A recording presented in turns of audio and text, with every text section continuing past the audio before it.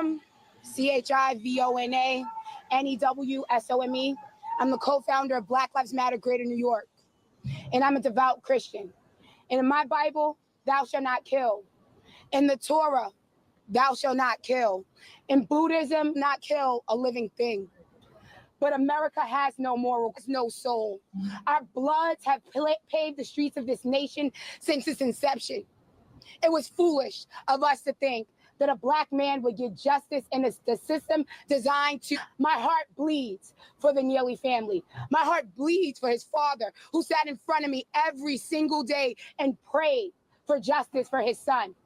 There is no one coming to save Black people, or else we wouldn't live in these ghettos, we wouldn't be in these prisons, and we would be further along than we are.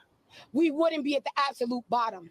So forgive me for being jaded and cynical, but once we saw those non-white jurors, we knew that this case was over. Non-white jurors. How could there not be an uproar that the same person who got off Kyle Rittenhouse, who got off O.J. Simpson, was used here? And shame on you, celebrities and politicians who claim not to be racist, because the racists spoke loud and clear.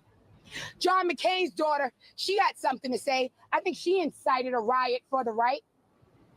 Phil Mickelson, he had something to say. Kid Rock donated $3 million. And if you look on social media, and you look at the hatred spewed across against us, against Black people, against a man who was sick. Because when there's a crisis of drugs in America, I'm sorry, it's only a crisis when it's a white person, an opioid crisis. Jordan was labeled a drug addict and labeled a crackhead. The only crime that Jordan Neely was guilty of was the color of his skin. Come on. But luckily for Daniel Penny, his skin was not like Jordan's, because you honestly wouldn't have seen our face. The NYPD would have arrested him after 3 hours. All right. So I'm going to stop there. And I want to show one more thing to kind of, if I can, regarding this case, though. But if you have some any early thoughts while I pull this up. So there's no easy answer here, right? They are well within their right to feel pissed. Jordan Neely's family is well within their rights to be pissed. And Daniel Penny's family is probably very much happy that he's home. So here's what I know about the case so far. The defense for Daniel Penny said that, and I think a few other people on that subway ride were saying that Jordan Neely was walking around the train saying that he wasn't afraid to go to jail.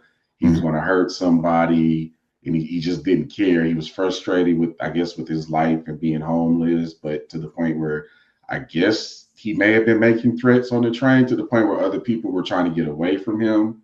And that's what caused Daniel to react. Yeah. But it's really hard to tell. I'm not inclined to jump to racism because we tend to do that a lot. I don't want to use that unless I absolutely know that's the case. But what I will say is what happened was excessive. I mean, you're a Marine, dude. You took him down pretty easily. You didn't have to put him in a chokehold. You could have just restrained him. I think there was one other person on that train who tried to help him. They could have just held him down till the police got there and let him know what was up. Hold him down, make sure he doesn't have any weapons or anything like that. I've seen people put others in restraint holds like, look, I'm not letting you go until you calm down. And that's probably how it should have went. I don't know why he went straight for the chokehold. That seems excessive to me. What he did was excessive, but I'm not quite ready to put this in the category of racism. I don't see that yet. So, and I'll jump in on this one too. So we are. I don't know if you remember this case, the gentleman on the right, but that's Jordan Williams stabbed and killed a homeless man to stop him from attacking people on the New York train. So, and he was arrested initially, but they dropped the charges and no bail. But with Daniel Penny, he was definitely promptly arrested, and he got bail, but they appealed it or something. But first of all, we got to tackle some things here. So the first part is in New York had such a crime problem in the subways. Kathy Hochul, the governor, dispatched the National Guard to calm things down on the subway. That doesn't sound like a situation where you just have where you don't have that much crime going on, or that much violence is happening. She dispatched the National Guard, and then it was an uproar when the National Guard had their weapons, and so they told them to take their weapons, or they don't need their weapons. They just need to be down there and patrol, make sure things don't get too chaotic. But fine, whatever. And then the subway has had a history of people getting pushed in front of subway cars or subway trains. So that's an issue right there. And you don't hear about those stories because it gets all suppressed. It's generally a white person that gets deleted by these trains. And so unfortunately for Daniel Penny and Jordan Neely, yeah, it's unfortunate. It shouldn't have happened. And I'm sure the guy probably was having a medical episode and everything, but you just don't know. And there were women that were saying thank you for restraining him. Now I believe Daniel Penny didn't mean to have him or leave him that chokehold as long as he did, or I don't think he was expecting him to expire. But unfortunately, it happened the way it happened because you just don't know what's going to happen in some of these subways. And again, people just don't know or aren't educated on the many situations that happen when no one intervenes. We have seen multiple women get their faces knocked in by men that are not well in those situations. And also, to be fair, we're going to be fair, Jordan actually assaulted a 67-year-old woman as well too. So he had a lengthy criminal history. Not that that's that's the reason why he should die, but this guy was assaulting people, multiple people. So they're painting the situation. I believe they're going the wrong way of how to handle this. I think the way you just described it, how long did he keep him in that hold? And was he trained? I mean, if he knew that he was no longer a threat, why did he keep him in that hold? That's a fair conversation. That's a fair point. But because of the New York, the attorney or the prosecutors, which was Alvin Bragg, who has a history of going after black men that people don't want to have that conversation on. But you have Alvin Bragg who botched the case. If you thought that if that was the conversation, if he had approached it that way, that where it was manslaughter, where it was just negligent manslaughter, wherever that is, or wherever the crime, wherever they were charging him with, then you can have that conversation. You can present that to a jury, like you had this guy under control, but you still kept him in that chokehold, which I think was like 4 minutes or something. I don't know what he was thinking. I don't know if that even came about. Like, why didn't they ask him that question? Yeah, we in such a weird space right now because first of all, if anybody makes a threat, you have to take it seriously because you just don't know what people are capable of. I've seen footage of women being assaulted on these subways. I've seen homeless people snatching food out of people's hands and running. Like you just don't know what's going to happen in situations like that. Yeah. And honestly, I don't know what outcome of this case that would have been fair to everybody. I don't even know if that exists. But what I do know is, and I've said this before, we don't take mental health seriously enough in this country. And we need to get to the root cause of why these people are frustrated and depressed and feeling the way that they are. And most of the people that I talk to, it's related to economics. They're frustrated because they're working 40 hours a week, but they're still not making enough money to live off of. Those are the types of conversations that we need to start having. I don't know what was going on with his mental health, what made him say the things he said on that train.